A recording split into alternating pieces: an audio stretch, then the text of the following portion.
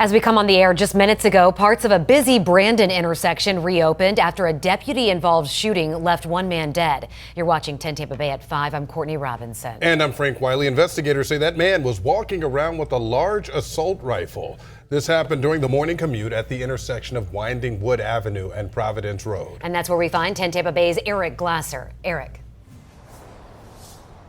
Hey, Courtney and Frank, this all started at 7:24 this morning, right where we are standing. The sheriff's office says at that time they started receiving multiple 911 calls from people who were bringing the kids to school or on their way to work or just going to some of the local shopping places around here. And all of them were reporting the same frightening thing, a man in full military tactical gear carrying an assault weapon. Drop the gun!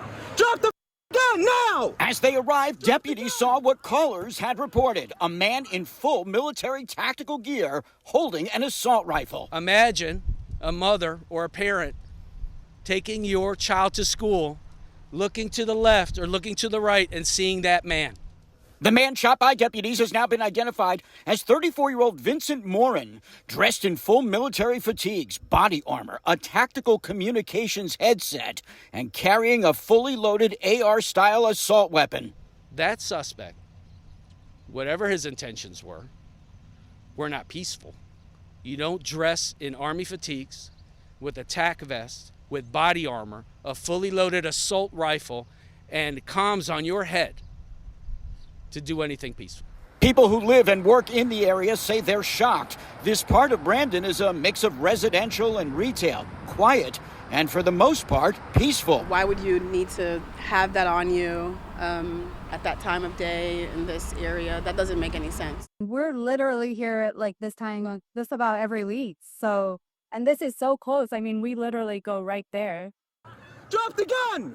Deputies say they ordered Morin to put down his weapon multiple times, but that he refused to comply. About 14 minutes from the time of the initial call, they opened fire.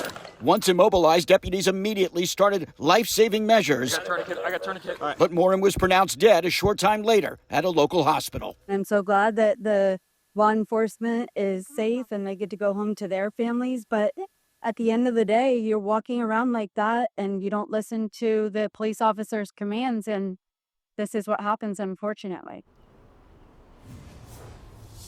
And because there was a use of deadly force, the FDLE has taken over this investigation. I can tell you that the 3 deputies that were involved include a lieutenant who has been with the HCSO for 35 years and 2 rookies, one who's been with the agency for a year, another for just 6 months. Until this morning, none of them had ever fired their weapons in the line of duty. This morning, all 3 of them did. Guys, back to you. And Eric, what do we know about Morin? Have you been able to speak with anyone who knew him? Yeah, well, the sheriff's office has already started looking into his past as well. They tell us he had no violence, at least no violent record. They say he had a couple of misdemeanor charges, some for marijuana, maybe trespassing, but again, nothing violent. And he lived just about a half a mile from here, down this same road. We were able to visit his apartment complex, and I spoke with a neighbor of his who said this was just really out of character for him. He seemed like a nice enough guy, and she had never seen him wearing any sort of tactical gear or carrying any kind of weapon. Reporting live in Brandon, Eric Glasser, 10 Tampa Bay.